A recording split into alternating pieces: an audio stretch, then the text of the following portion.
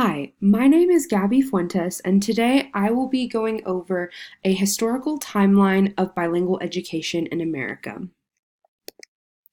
So, this began way back when, about 100 years ago, when the English only law was instated in 1918. This law instituted that only instruction in English would be taught in public schools, well, in all schools. And the point of this law was to essentially Americanize immigrants and to ensure that there would not be another language taught and students would actually be punished for speaking their home language in schools. It was an attempt to unify what was being taught across the country and to create a uniform state policy where every state would weed out any language other than English. This affected ELLs in several different ways. Students were made to feel embarrassed or ashamed for their home language because it was seen as this forbidden act that was not allowed in schools. And a lot of the times, students would get punished and be reprimanded for using their home language. They faced physical trauma as they were spanked for using their home language, or an emotional trauma because they were sent to the principal's office for speaking in their native language.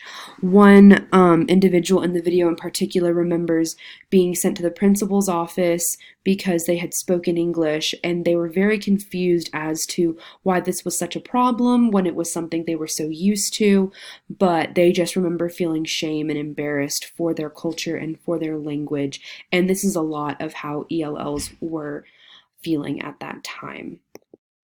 So we're going to jump several decades to 1963. This was during the Chicano movement where you really saw a lot of ELL or bilingual students start to kind of stand up for their rights and their ability to be able to speak their home language and gain some rights to be able to use their language in school. So in Laredo in 1963, a Laredo United Consolidated School District gained support in being able to start teaching in both Spanish and English.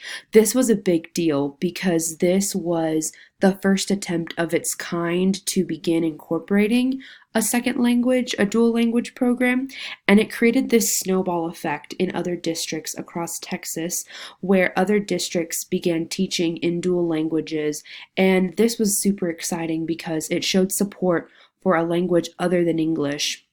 And it allowed students to begin understanding a little more effectively what they were learning in the classroom because they could back up and trace back to Spanish if they needed to. So in 1967, there was the Bilingual Education Bill.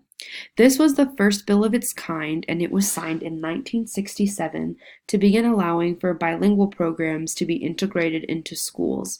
Now, at this time, it was still kind of early on, and so a lot of people were still very opposed to the efforts to get bilingual programs in. There were roadblocks set in place from both the White House and the Office of Education to get passed. However, there were just enough people to sign it into law, and so it began the process of getting those bilingual programs into classes. So in 1968, you had Title VII, and this was proposed by Senator Yarborough and signed into law by President Johnson in 1968. It stated that state funds were now going to be allocated to fund bilingual education programs. Previously, there were no state funds, so it made it a lot harder for bilingual programs to supply all of the resources necessary to help their bilingual ESL students learn. And now that they were being supported for their education, their learning was going to be furthered, and they were going to get to understand English while allowing that support of a home language as well. So this was extremely influential because now there were actually funds to back up the resources necessary for their learning. In 1969, there was the Crystal City Walkout.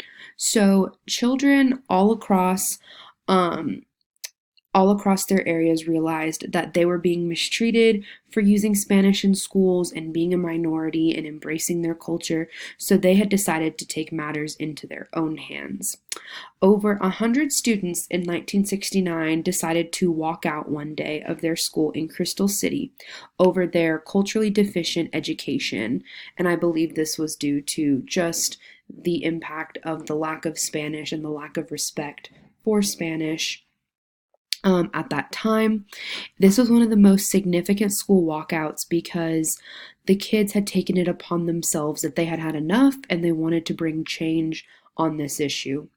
This was influential to ELLs because they realized that they could fight for the change they wanted and could determine the type of education they wanted for themselves and hoped that it would become. So in 1969, shortly after, House Bill 103 was signed in. And this bill was extremely important because it repealed the 1918 English only law that had originally banned ever teaching or bringing in a language other than English into the classroom.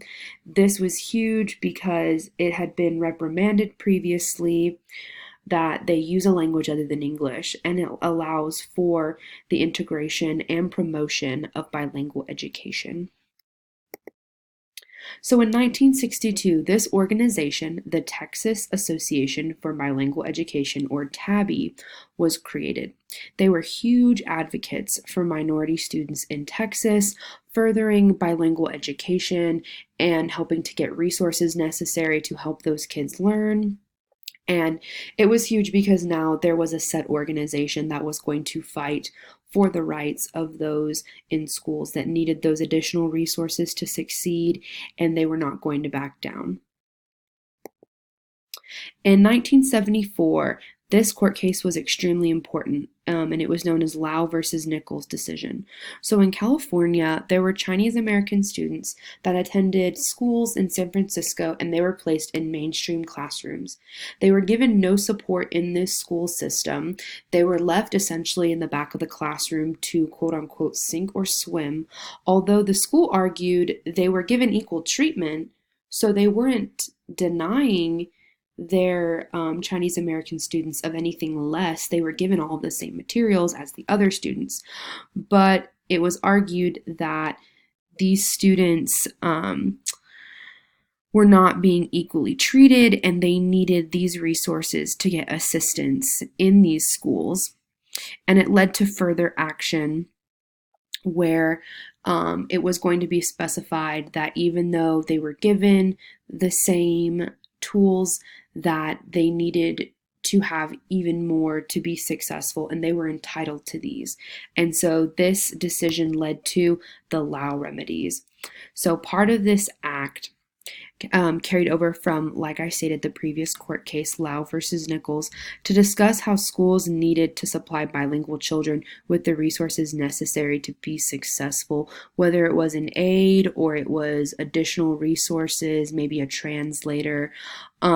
It was going to be instituted in bilingual programs for ELLs because it's necessary, and these kids with the right to attend public school were also going to have the right to their resources to be successful in their learning.